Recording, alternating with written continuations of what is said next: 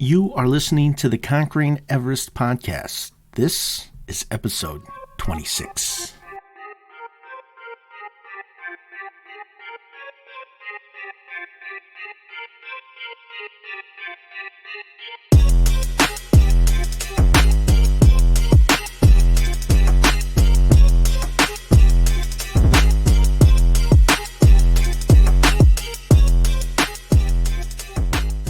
Welcome to the Conquering Everest podcast. My name is Brian Talor, and I just want to say thank you. Thank you so much for choosing to spend a bit of your day here with me. Now, I would love to interact with my listeners, and there's a few ways we can do that. You can download the Podbean podcast app, look up Conquering Everest podcast, and leave a comment on any episode. Or you can reach out to me via email, brian@conqueringeverest.com. Or you can find me on social media. The links will be in the description below. Now, on today's episode, I have a conversation with Holly Goodings. Now, Holly was diagnosed with an incurable disease, one that the doctors wanted to perform a life-altering operation. And when I say life-altering, I mean this would have been life-altering. But Holly persevered through her illness. She found a way to heal, and well, today we're going to hear her story. All right. I think we're live. Welcome to the Conquering Everest podcast, Holly. How are you? How are you? Thanks for having me. I'm doing well. That 1 minute countdown is never enough time because I try to use that just to check and make sure everything's streaming away, and it's never enough time. But that's okay. I guess it's to be better working than 30. okay. Yeah, I think we're good. The system's pretty self-contained, but so I'm excited to talk to you, Holly. We did have a conversation prior, and we talked about a lot of different things, and I really can't wait to share your story with the listeners and watchers. So if you're on Facebook or YouTube or Twitch, feel free to comment. We should see, if everything works right, we should see your comments in the chat window. But Holly, as we get started here, before we deep dive into your story, maybe just introduce yourself to our listeners. Sure. So I'm Holly Goodings. I am a woman's empowerment coach as well as a Heal Your Life teacher through the work of Louise Hay. And all of that means that I empower women to be the best versions of themselves that they can be. And my tagline is kind of like, when we start to heal the women, we can start to heal the planet. And so it all begins from within. And that's sort of generally what I do in a short verb or a short, little thing. Yeah. So, when did you get into the coaching? What year did you? Because I'm looking at your timeline. I'm just trying to piece it together a little bit. Well, I'll tell you what. Let's start with 2011. That seemed to be when your life transitioned. So that's kind of 2011 is when I got the news that I had an incurable disease, and I didn't actually do anything about that until about 2016-ish. So in 2011, I was diagnosed with diverticulitis is the inflamed version of that, and they had said that my colon was so infected that I'd have to get removed and I'd have to carry a bag and all of that stuff. And that was back in 2011. And then I didn't have any other issues again until about 2016. And then in 2016, that's when I was pretty much given the choice to have the colon removed. That was the only choice I was given, honestly. Wow. And so I decided to just go on my own path and figure out a different way to heal that, to see what was possible anyway. And so in 2011, when they diagnosed you with that, I mean, what was I've never had too much bad news from my doctor, thank God.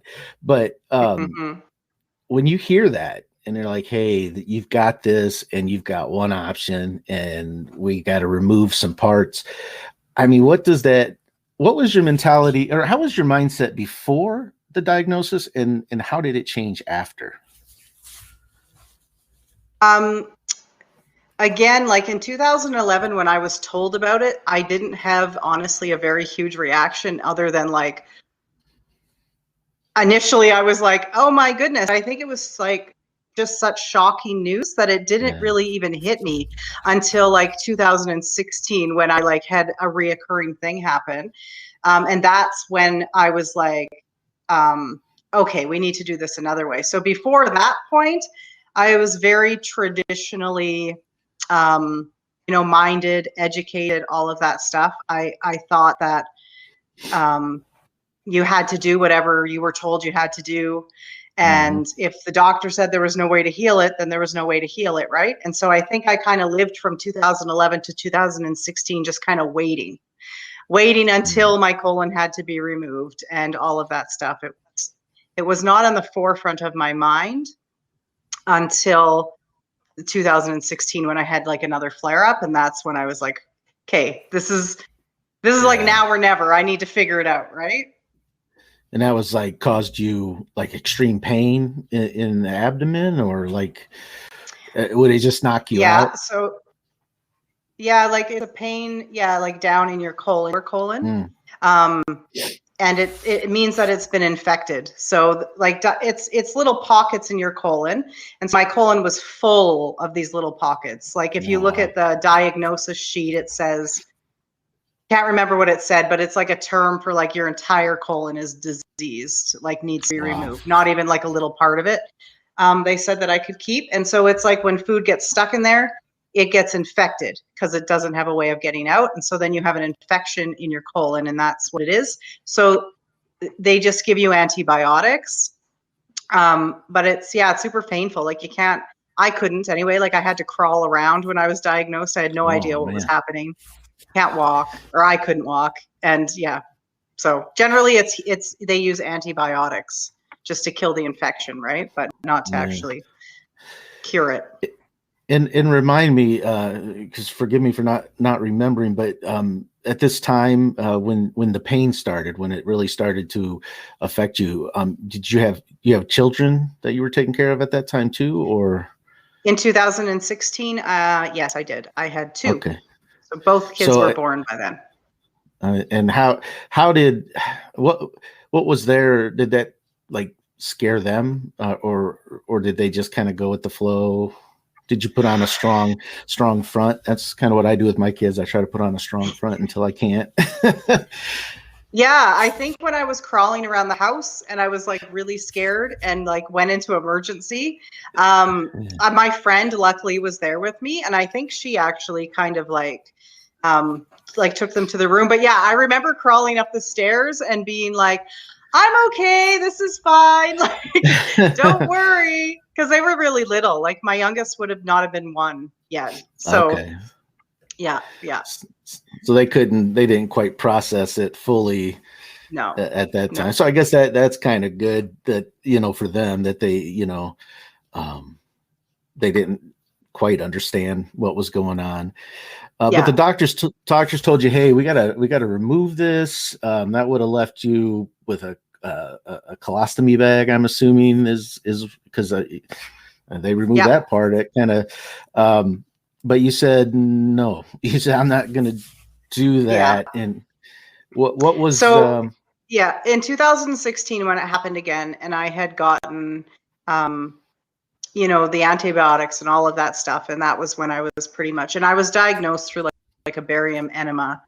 Um, and I had gone through all of that stuff, like for testing purposes, and just the testing purposes, I hated it all. Um, mm, and so then when it happened again in 2016, it's like a switch just went off in my head, and I was like, this is not going to happen to me. I'm not getting my colon removed, and I'm going to find another way.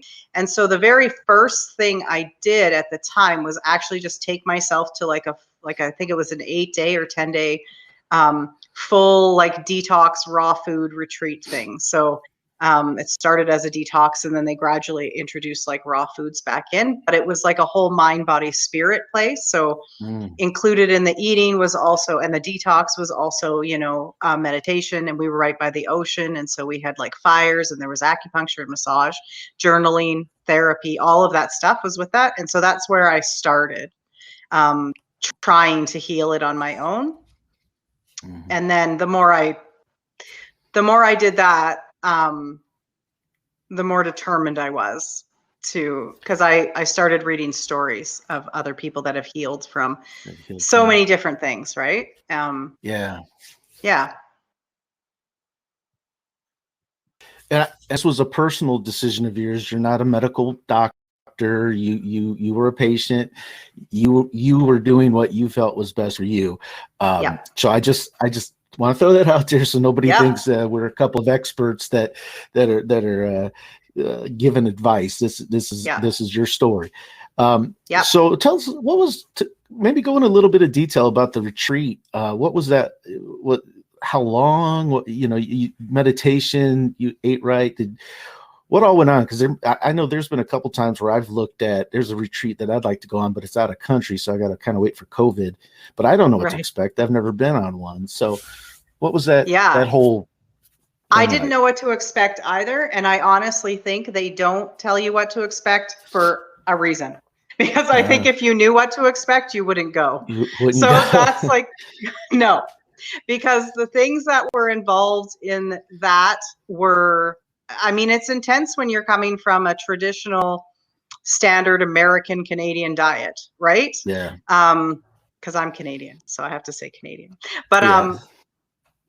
and I was part of the standard that standard diet. I ate a lot of stuff, the packaged foods and all of that stuff, right?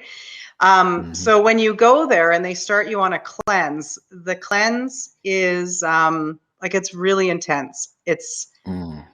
you have to drink like a liter of salt water Oh, within I think a 20-minute time frame. well, that'd clear you And out. then yeah, and there's like 40 of you or 20 of you or something. I can't remember how many people were there, but and And only one like bathroom, right? yeah, like 6 stalls or something, Oh, or gee. maybe four stalls. And like, you don't get to know somebody well enough until you go on a retreat like that, let me tell you. Because when you're in the bathroom with like four other ladies all the time, you're just chatting because like, what else are you going to do? Yeah. Right. So that was part of it. And then there was also, other things to just kind of help you detox and all of that stuff. But that was the worst Right. part of it for sure. Yeah. And when you guys did the meditation, was it like a guided meditation? Did they just send you off into the forest and hope you would We, return, or? No, we did some of that though too. They used to do like walks, so they would take us on Mm, walks in different areas, and they would have like different levels because some people obviously reacted to the detox yeah. far more strongly than other people, right? So some people couldn't walk very far. So they would do that, but they would take us on like outdoor medications or meditations, and then they also had like a labyrinth outside of the hotel that we were staying in. So I don't know if you know what a labyrinth is, but it's kind of Y- like a walking meditation where you kind of go in a circle Oh, until you okay. get to the middle. And it's kind of like a ceremonial thing. And then you walk back out. And so that's kind of a meditation. And Okay. then we would just do some stuff outside because it was in BC. So we were right on the ocean. Oh, that'd be nice. And then just like encouraged to do stuff on our own too, right? There was a lot of downtime just by ourselves, which Right. was nice too, because you're going through, you're not your best self. Yeah. There's a Yeah. lot of cranky people, right? Yeah. Especially when you gotta drink the salt water and then you can't eat Yeah. the food you want to eat. Because I'm Yeah, sitting you here as a can't eat bit you can't eat any food. as a big guy, I'm sitting here like, oh, Yeah. yeah, man, I don't know. But did you do any journaling? Did they encourage that? Time I guess where I'm getting at is whether it's meditation or journaling, what did you discover about yourself, if anything, during that time, or what came to your or what arose in your awareness that maybe wasn't there before? I think the biggest thing for me was one of the therapy sessions I did. It was called a heart opening um, therapy session with like a psychologist. Okay. And it kind of brought up a lot of childhood wounding and Mm, stuff that was still present within my body and stuff. And now that I teach Louise Hay's work, I understand the connection between health and body and stuck things and all of that stuff, right? But at the time, I Yeah. didn't really. So she kind of introduced me a little bit to that whole thing, and then found some of that stuck stuff that I had like never really even thought about for years. Like I was just keeping it down and hiding it and whatever, right? So I Yeah. would say that that was probably the most it made me, after that session, it made me really look further into the mind body spirit connection, and how healing happens through that more so than anything else.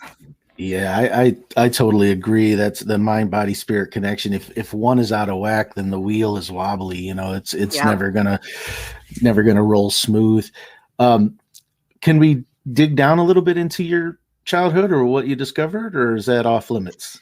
No, for sure. I think I'm trying to like remember into like what exactly came up for me at that time, but I've always had like my childhood was pretty like abusive, traumatic, neglectful, Mm. that sort of thing. And so I think it was more just the connection that like I remembered some of the things that happened. Oh, one of the things that happened actually was that like when I was younger, sometimes um,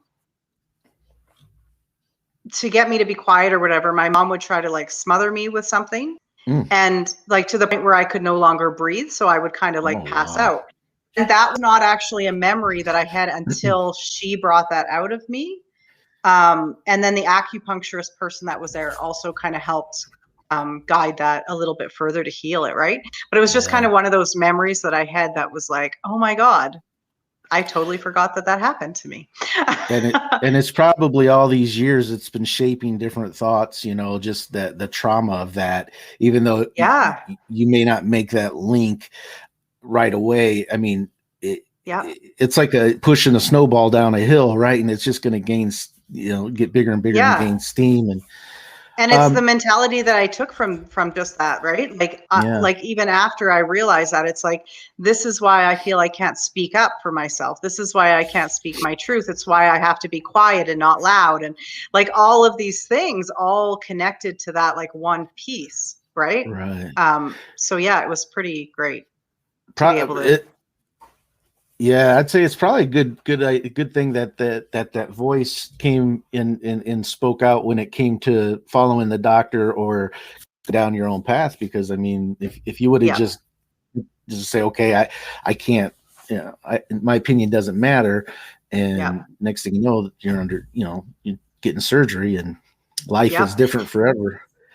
Yeah. You And I think mentioned, that was the biggest piece in getting me to advocate for myself later on down the road, right? I was like, yeah, I need to be my own advocate.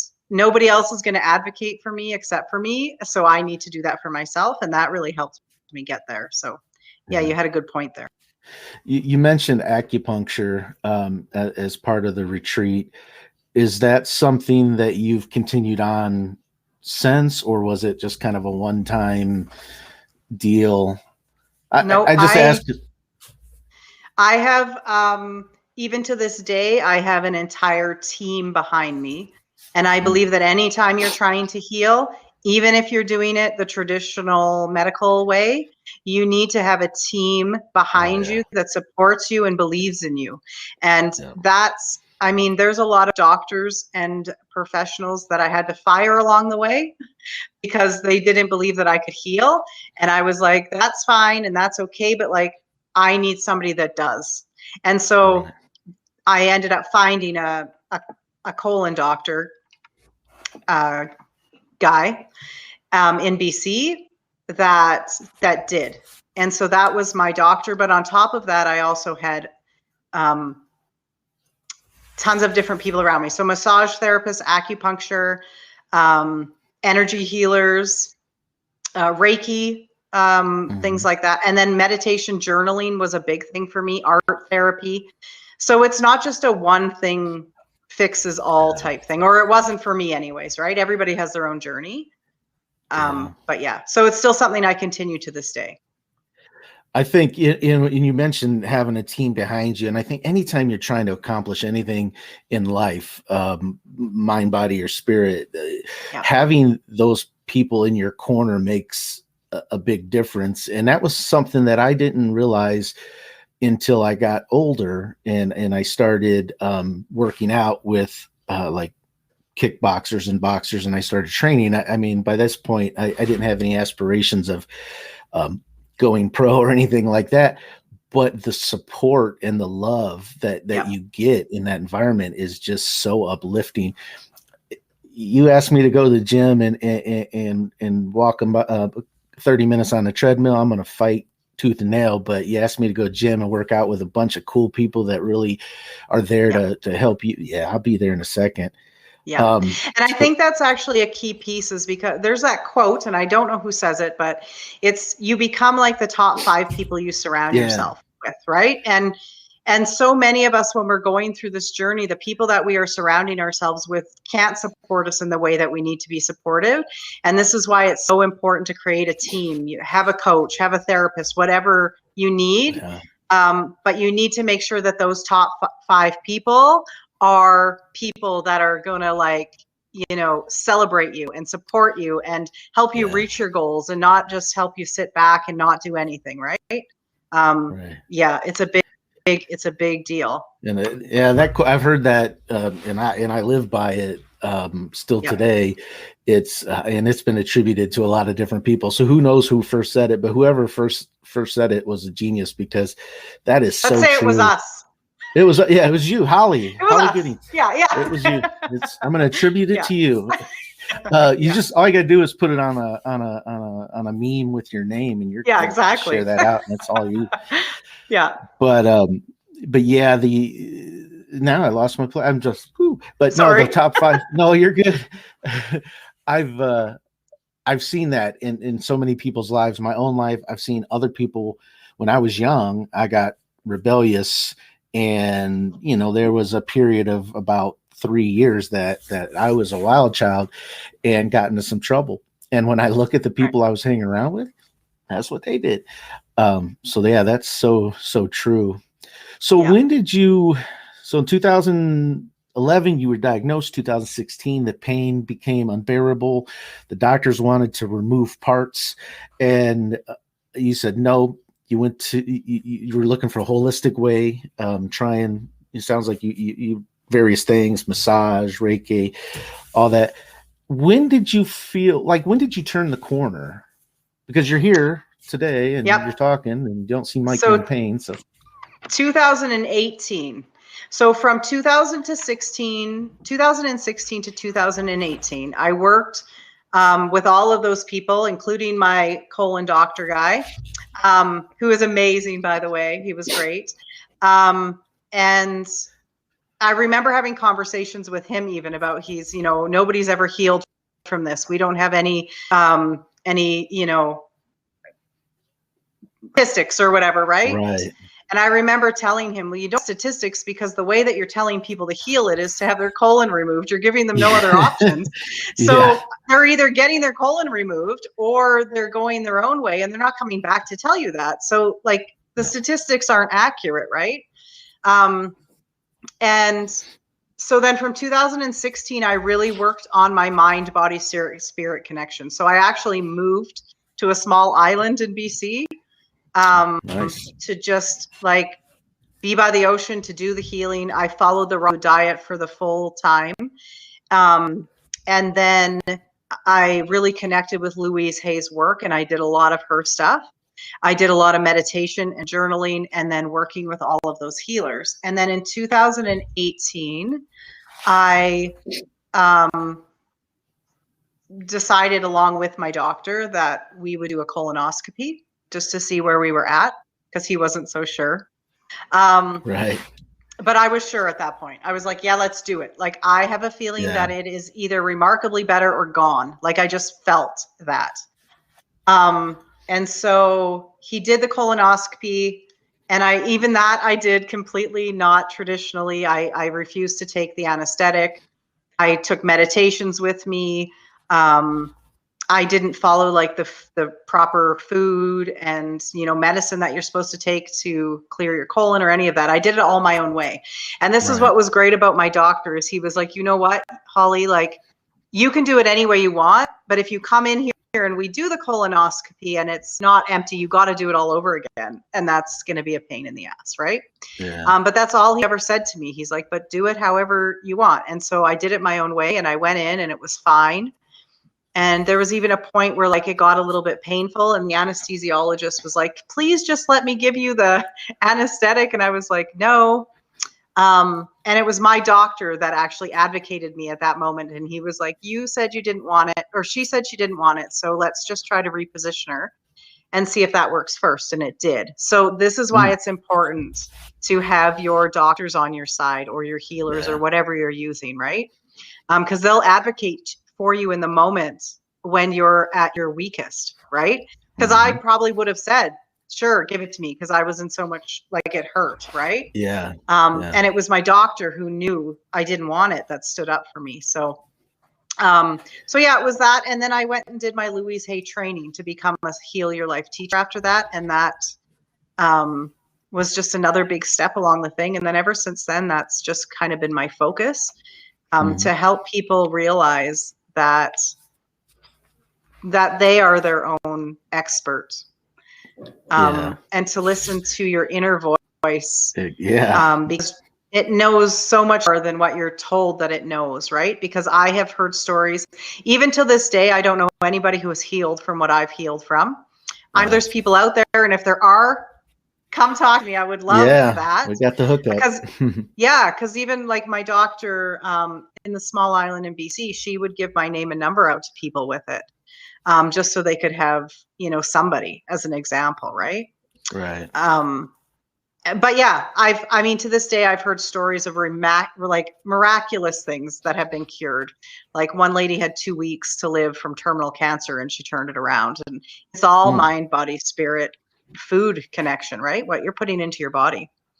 Yeah, it's just amazing to just meet these people that have done it, right? And just know you're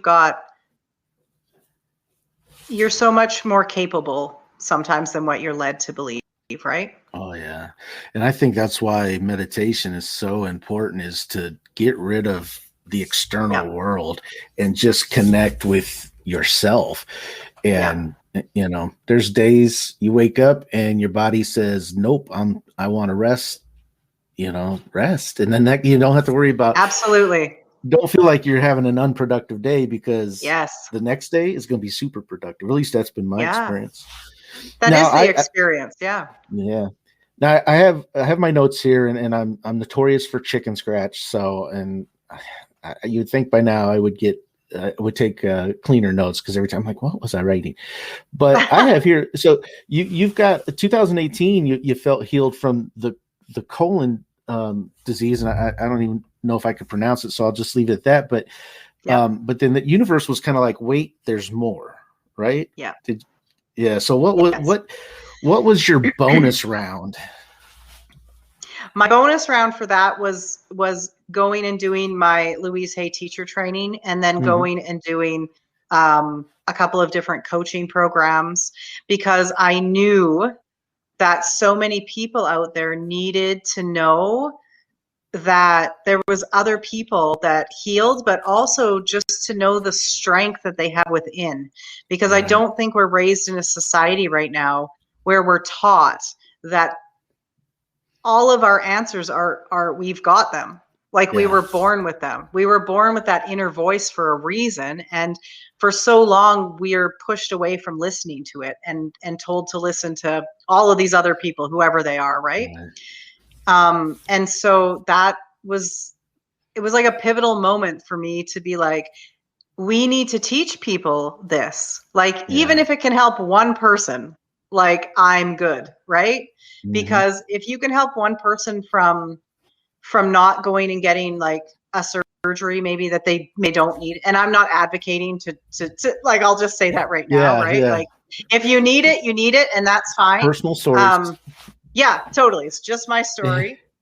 But sometimes surgeries come with a whole lot more risks. And even my doctor will tell you this, than just changing up your mind, body, spirit, food connection, right? But some people just don't want to do it, or for whatever reason, and then the surgery is the only option, or they need the surgery, obviously. But yeah, I think it's just that was my purpose, was to help lead other people into their inner wisdom. Was food an addiction for you? I have written down here family history of addiction. So it sounds like, and I think when we talked, there were some current concerns about medications and different things like that because of that. But and I don't know if it was caused from the foods and everything that you were eating, or just an imbalance of, of stress hormones. Who knows how these things pop up? But what would you say, you were addicted to food at the time, or? I would say yes, and I would say most of us are addicted to food in some way or another. It's very often used as a reward system when we're children. Yeah. And I always go back to remembering, like, even, I would bring I don't do this anymore, but when I was first a mom, I would bring my kids to McDonald's, because they got the play area or whatever. And I would witness other moms like saying, you can't play until you finished your chicken nuggets or your French fries or whatever. Yeah. And I remember, even though I wasn't aware at the time, but even in the back of my mind, I was like, just thinking, like, we're forcing our kids to eat this. We all know that the food's not good for us, right? Mm-hmm. But we're forcing our kids to do that before they can go and have fun, before they can go play, before they can listen to their inner wisdom of what they want to do, right? Right. And it was just this kind of light bulb where I think a lot of us are food addicted. Yeah, I think I still probably am in some ways. It's a way to It's a numb comfort. and cope. Yeah, it's definitely. I'm an emotional eater, Yeah. for sure. And unfortunately, all emotions I like to eat: happy, sad, mad, glad, whatever. Let's break out. I'm better than I was, but yeah, and that's the thing, right? When we start healing these parts of ourselves and our childhood wounding, then we can start healing those parts too, right? Those addictive patterns of how we handle stress, which for a lot of us was eating or whatever, right? And so, yeah, I mean, during that whole journey, I lost, 80 pounds. And I don't really mention that to a lot of people because that's not the focus for me, but it right. becomes the focus for a lot of people. And so I'm careful about that. But, and that was just because I loved myself. Honestly, Yeah. it was because I wasn't allowing myself to do that kind of stuff anymore. Right. So, yeah. Tell us a little bit about the anxiety. You wrote a book, Sure. right, about I anxiety. did. So Yeah. I wrote down in my notes, nervous system shutdown. So Yeah. what So was that that's like? so that's something I went through as soon as all of this healed itself. Then my body kind of went through like a nervous system, breakdown, complete breakdown. Yeah. And so that was pretty scary because I had, up until that, I had done so much work. I had moved, I had like Right. changed my diet, I had done all of this stuff. And yet here I was experiencing something I've never experienced before. Right. And again, I had tests done and they could never find anything. But Yeah. essentially, it just like one day within a 4-hour period, my body just shut down. I couldn't get out of bed for like 8 days straight. I thought I was going to die. Wow. My heart was racing. Yeah, I just like, I couldn't, I got dizzy. I had like vertigo. There was just all of this stuff happening at the same time. Right. Yeah. And, yeah. And then that took a while to heal from too. But I've come to the realization with that's after all of that stuff that I did, and because of my family history of like, the only time we can do well or have people love us is when we're in a state of sickness. This is something Mm. that runs in my family. It's a belief that runs in my family, which I've now become aware of. Would So you it was call kind that of, a Would you call that a victim mentality, or is it um, not? yeah, I Or is it? think if you realize it, it's a victim mentality, right? Like, I think a Yeah. victim mentality is when you realize it and you're still using it as a reason to not Gotcha. heal. I didn't have the knowledge of that at all until this all happened. And it was kind of a realization of like, I was doing so good. And my Yeah. body was like, wait, how are we going to get the love? Where are we going to feel worthy now? And so it just like completely shut down again, right? And so that was a great awareness. That's like, I think everything we go through brings lessons. Oh yeah. And the whole point is to learn those lessons, right? Or recognize them. And that's the first step. And nobody's ever going to get there. There is. We're constantly a work in progress, right? Right. So yeah, that was my experience with that. And then same thing, I took myself away to a healing center for 3 weeks And you were for that one. studying, you were studying the through Louise Hayes at that time, right? I mean, you were kind of Yeah. already putting those wheels in motion. Absolutely. Yeah. And that's Yeah. why I say it comes back to like, you were so often seeking love from something or someone else, and we need to Yeah. get it from us. And so taking myself away was such a, because I had young kids, I could have made all the excuses in the book for not being able to go, and Yeah. it was expensive and all of this stuff, right?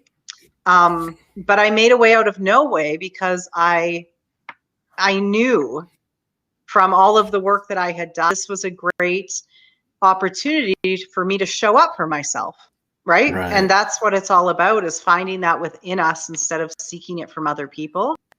And as soon as I made that choice, the healing began, because I wasn't seeking worthiness or love from anybody else. I knew that I could get it from myself, right? And obviously that wasn't an overnight Yeah. thing, and it's still something I work on, right? Oh So yeah. And but yeah. that's I'd say that's kind of where the spirit aspect kicks in a little bit. Spirit mind, because it's kind of a, I think your spirit and your mind are always, your conscious mind are always at odds with each other, right? Because your conscious mind is trying to justify, like you said, well, I can't go to this retreat, it's too expensive. Yeah. But if your spirit could talk and say, yeah, it's expensive, but you're either going to pay now or you're going to pay later. And paying Yeah. later might not be what you want to do, because, who knows, you end up in a hospital, whatever. Yeah. I know my own battles with anxiety and depression, it came on, and it hit really, really hard for about a little over, well, almost probably 2 years. And then once I consciously made the decision, okay, I've got to figure this out. I can't keep living like this. I was able to take the steps, and then almost overnight, I went from depressed and missing out on life to, it was like I was reborn. I'm like, hey, I don't have time to sit. I got to go. I've got so much to do. So, Yeah. And that's such a key point that you mentioned, because sometimes it can be that quick for people. As soon yeah, as we switch the narrative in our head and the stories and the victim mentality, and we can't do better and all of that stuff, as soon as we switch that around, sometimes it feels like a miraculous yeah, healing takes place, but really it's your mind, body, spirit that's like now connected, right? Like you've yeah. done it. So And everybody's I got their know own timeline. there'll be people out there says, hey, that's not, depression, it's a chemical imbalance. And hey, I'm not taking that. Yes, it Yeah. is. It's a lot of different things, but I truly, with all of my being, believe no matter how difficult the circumstances in one's life, we have the power mentally, physically, and spiritually to change that. Like you said, change the Yeah. narrative. And I think where that came to light for me is while I was in the thick of dealing with depression. I said, okay, I got to get out of the house. I got to do something. So I volunteered at a soup kitchen, and I would get an opportunity at lunchtime to talk to all these folks that are either living on the streets or living in, very poor conditions. And they would be laughing and joking and having a good time. And I'm like, how, Yeah. here I'm living in a, home. I've got a job. I've got all this stuff going on. And I'm just, in a bad mood. And here you are living on the streets, coming to a soup kitchen to get your meal. And you are just, they were so positive, and not all of them, but most of them. And I, it just, your circumstance, your mind can definitely definitely has a lot to do with your attitude. And I think once you get Yeah. that straight, anything is possible. And I think So sometimes we're chasing something. We're chasing the Joneses and we're trying to, and it's just putting stress on our body. And that's what even depression, they say it's deep rest. Depressed right. is deep rest, right? And like our body is just craving deep rest to stop the hamster Yeah. wheel and trying to do all of this and all of this and all of this, right? And I have a background in social work. So I worked with people just like you're talking about, like they'd through horrendous things in their life and somehow they came out of it. And like most of us think that we could never go through something like that and get out of it, right? Yeah. But yeah, it's just sometimes it's just we're trying to be too fast and achieve too much when really all we need is to rest.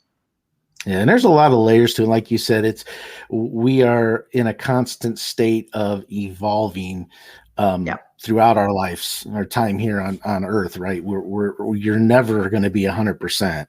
No.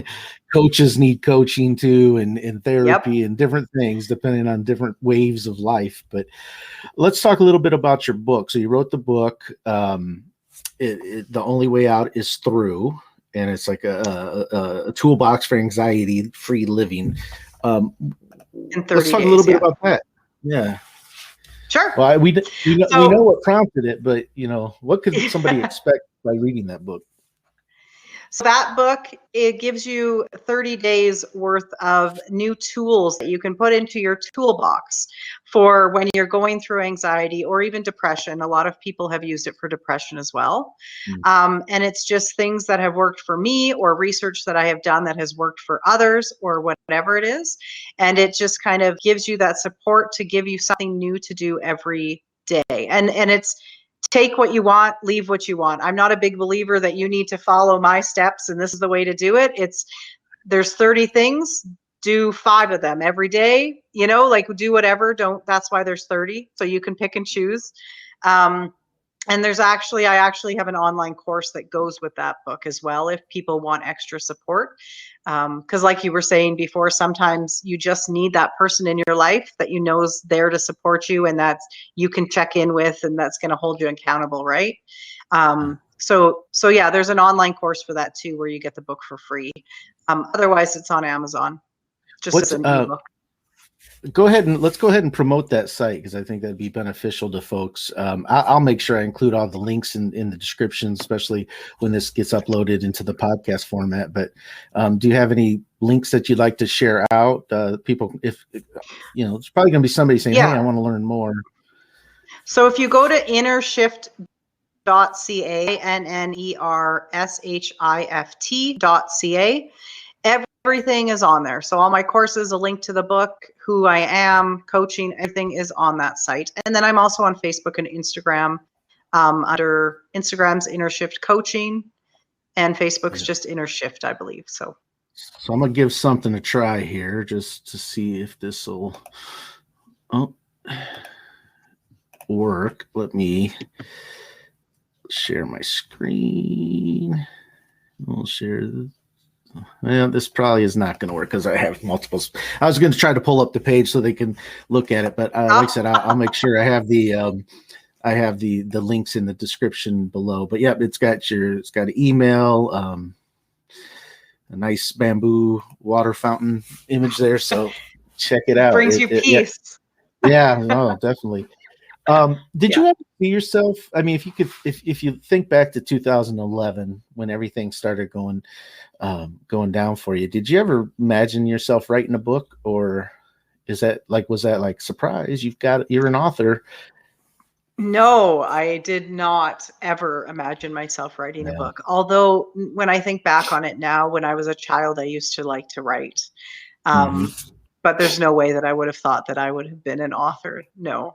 But when something comes to you, you just want to share it and help as many people as you can, right? And and that's common theme that I've had with a lot of folks that I've had conversations with, and they're like, hey, I never thought I was going to write a book, but I had to after I went through fill in the blank. And that's something I always tell people. You got a story, you got to tell it, you got to share it in book, podcast, I don't Yep. care, whatever. There's so much power in a story. Yep. And I'm sure millions of people are going to watch this video on YouTube, no doubt in my mind, at least a million. And maybe 12 resonate. Well, that's, hey, like you said earlier, just that one. You got to find that one person that needed to hear your story that's going to change their life. And who knows, Yep. that person could be the next major influencer online and shift a whole lot of lives. So Exactly. Yeah. And that's yeah, my belief. Like, whether you believe in God or spirit or creator or whatever, everybody comes into your life for some sort of purpose. And if it is just one person, that person may be yeah, exactly what you said, right? It was exactly meant for that one person. And that's why the gift was given to you in the first place. So, right. yeah. Let's talk a little bit about your coaching. Do you have information on your website about the coaching, or is that? Let's talk a Yeah. little bit about that. I mean, Sure. So, like I said at the start, I'm a women's empowerment coach. So I help women get get more clear on what their purpose is in the world, and also just learn how to heal and let go of things that they're just holding on to, so that they can live their best life in the world yeah, and be present in the world in the way that they were born to be, right? And so we right. do a lot of healing work. We do a lot of inner child work. We do a lot of healing work. We do a lot of celebration of self, a lot of self-care, that sort of thing. And so there's different packages. You can do 3 months or 4 months or a 6-month VIP package. So those are the different options for that. And is that Um, available anybody remote, or yeah, is it for in any? sure. No. Okay, good. Yep. And we talk like through Marco Polo. So that's like a 1 hour coaching call every week. And then Hmm. also, if you need support, there's a Marco Polo app that we can talk through as well. Just because sometimes we don't have those people in our lives that celebrate us, and Yeah. you need to share with somebody, and you need somebody that's going to hold you accountable and check in, right?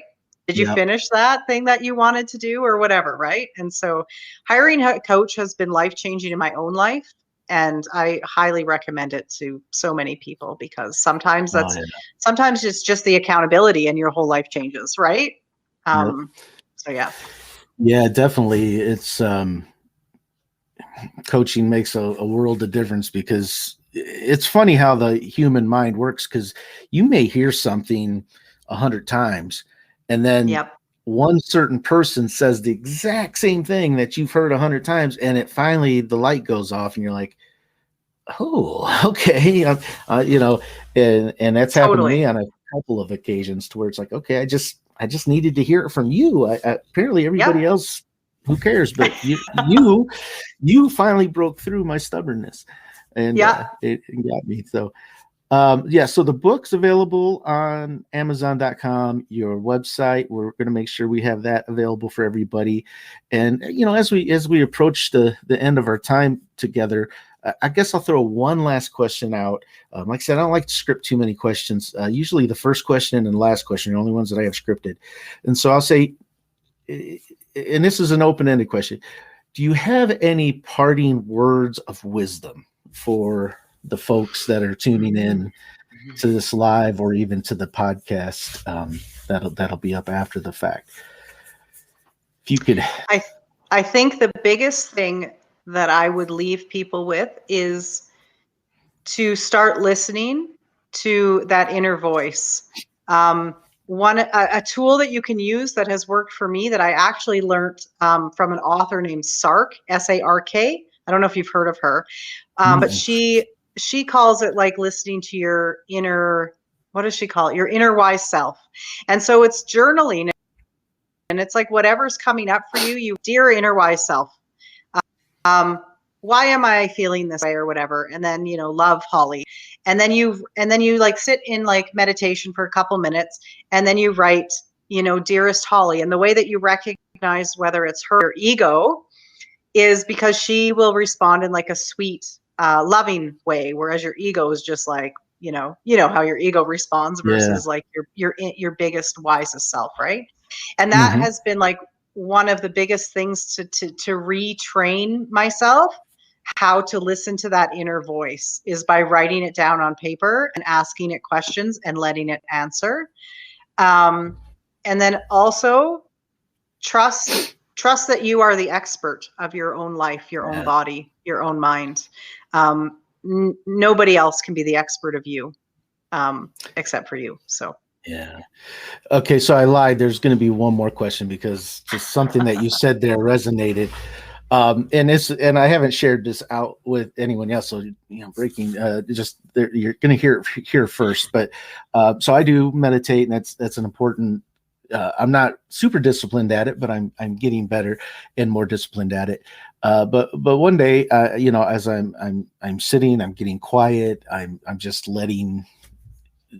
being present in the moment. So I had this, I don't know if you want to call it a vision or what, but I saw the entire world, not just the world, but the solar system, everything that encompasses life.